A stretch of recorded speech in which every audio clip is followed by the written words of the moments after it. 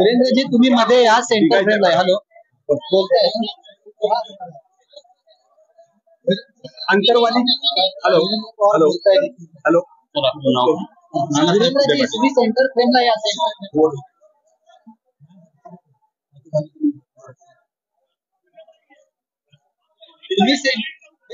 पुढे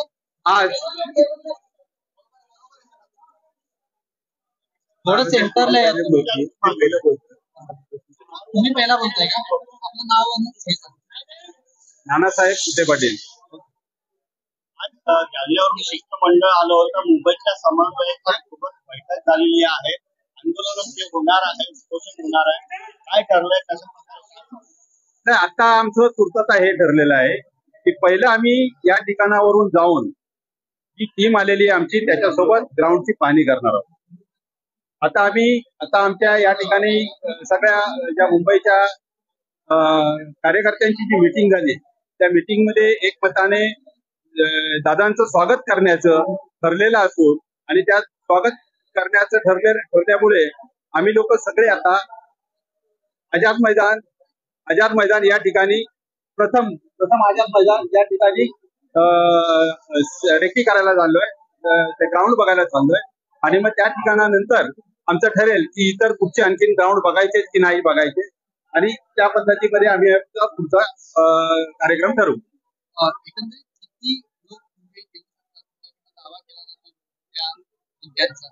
मराठ्यांची संख्या आम्हाला सांगता येत नाही आणि मराठ्यांची संख्या कधी मोजूही नाही.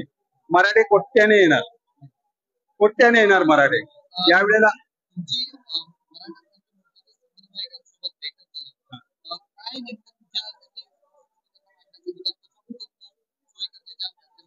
नाही, सोय तर आम्ही ऑलरेडी 98 आमचा जो मोर्चा झाला होता त्यावेळेला आमची तर रंगीत तालीम झालेलीच होती.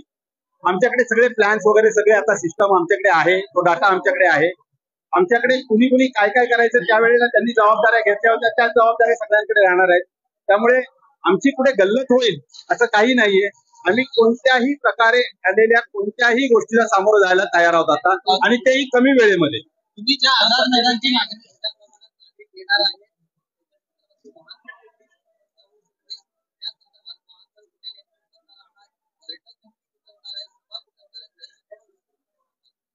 आता बेसिकली मी तुम्हाला हे सांगतोय की आम्ही 58व्या मोर्चामध्ये जे काही केलं होतं तो डाटा आमच्याकडे आहे. ते आमचे कार्यकर्ते आमच्या बरोबर आहेत. आम्ही सगळे एकत्र आहोत आणि एकत्रितपणे ते सगळं करू आम्ही.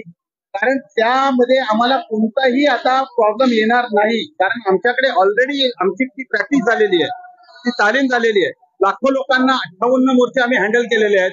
तर 58 मोर्चाचा एकत्रित हा मोर्चा असं समजून आम्ही त्याबरोबर मानला.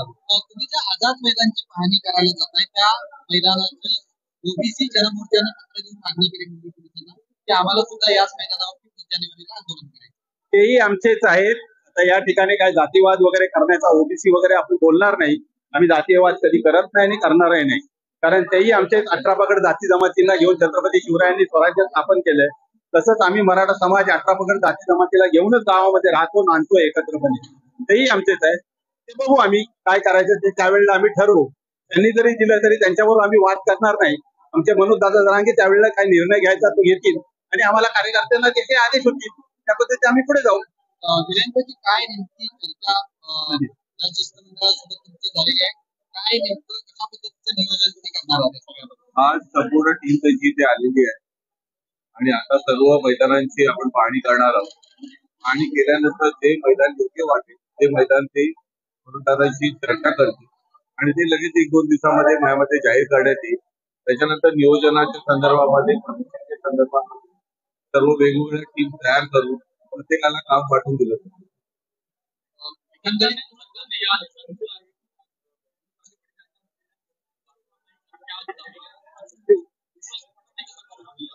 मनोज दादा जरांगे पाटलांचं मुंबईमध्ये आगमन तर होणारच. मग एकदा ते त्यांच्या उपोषणासाठी असेल नाहीतर मग विजयी सभेचं रूपांतर त्याच्यामध्ये झालेलं आहे. पण मुंबईमध्ये त्यांचं स्वागत जंगी होणार. आयदर आम्ही एकतर मनोज दादाला उपोषण करण्याची वेळ येऊ नये राज्य सरकारने त्याच्या अगोदर दिलं ते विजय सभा या मुंबईमध्ये झाली.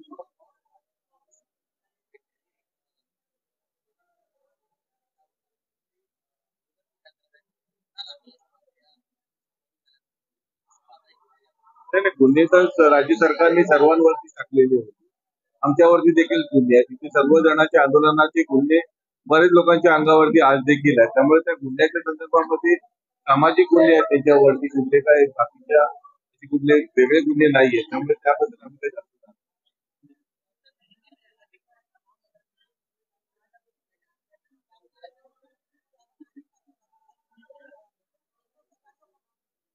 मैं वीरेंद्र पवार मुंबई में मराठा समाज का काम करता हूँ। मराठा समाज के आंदोलन के लिए मधु जरांगे दादा पाटिल ये 20 जनवरी अपना अंतरवाली सराठी जालना से मुंबई तक पैदल निकल के आ रहे हैं। उनके इस जो आंदोलन में हम सारे जन सहभागी होंगे। मुंबई में आके उन्होंने अनशन का, अमरण अनशन का जो ऐलान किया है, उसके लिए लाखों मराठा समाज, यहाँ के बांधव मुंबई के, ये उनके साथ में रहेंगे। मधु दादा के साथ में करोड़ों लोग, मराठा समाज के लोग जो मुंबई में आ रहे हैं। और इन सारे लोगों के आने के बाद में यहाँ पे मुंबई में एक बड़ा किस तरह से कार्यक्रम इसको आयोजन करना है, कौन से ग्राउंड पे करना है, उसके नियोजन के लिए आज की बैठक है। इसके लिए इतने सारे लोग आए। शिवाजी मंदिर, अपना शिवाजी पार्क है, जो कि छत्रपति शिवाजी पार्क जिसको कहा जाता है, उसको पहले हम देखेंगे। वहां से हम लोग आजाद मैदान जाएंगे और फिर वहां से हम लोग बीकेसी जगदीश सारे को देख के उनकी जो टीम आई हुई है उनके साथ में हम आंकड़े आंकड़े का खेल हम लोग खेलते ही है, क्योंकि मराठा समाज अभी भी संख्या का किया नहीं। जो भी मराठा समाज है, अपने समाज के लिए लड़ रहे हैं सारे लोग हैं, जान देने वाले लोग हैं, वो लोग सारे यहाँ पे आ रहे हैं। तो इसकी संख्या गिनने का जरूरत नहीं, संख्या आप लोग गिनिए। हमारा काम है कि आने वाले लोगों का कम से कम पानी की सहायता हम लोग कर पाए, उनको बैठने की सहायता कर पाए, इन सारी चीजों के प्रयोजन में हम लोग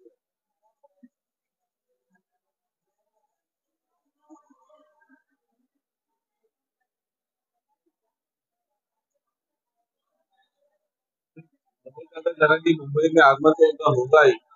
हम लोग का कहना यही है कि अगर उनको अनशन करने की नौबत नहीं पड़ती तो विजय सभा तो मुंबई नहीं।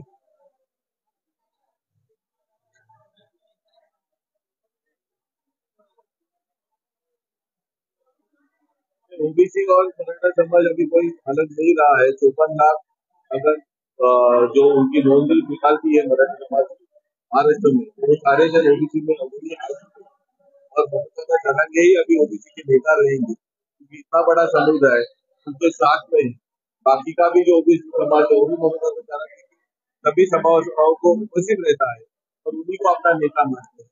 ये जो कुछ राजकीय नेता लोग हैं जो अपना राजकीय हित करने के लिए अपने आप को ओबीसी का नेता कहते हैं, एक बार उनको जाके फिर से जनता से पूछना चाहिए कि अगर उनमें से नेता चुनना है तो किसको चुनेंगे, मनोज दादा जरांगे को चुनेंगे या उनको चुनेंगे। तो उनको ही अपने आप में समाज से उनको उसका उत्तर मिल जाए।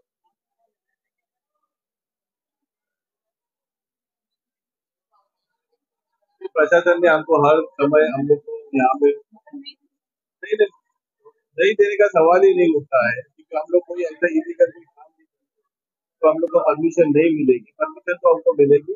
और ये मुंबई है, इसके लिए संयुक्त महाराष्ट्र की इसमें जो 7 हुतात्मे हो उसमें से 50 से अधिक हुतात्मा ये मराठा समाज के बांधवों के दिए है, कि महाराष्ट्र को एकजुट करने के लिए। तो मुंबई में कुछ भी करना है इसके लिए परमिशन तो जरूरी है, पर हमको नहीं लगता कि इस तरह से कोई भी अटकावे आ जाए।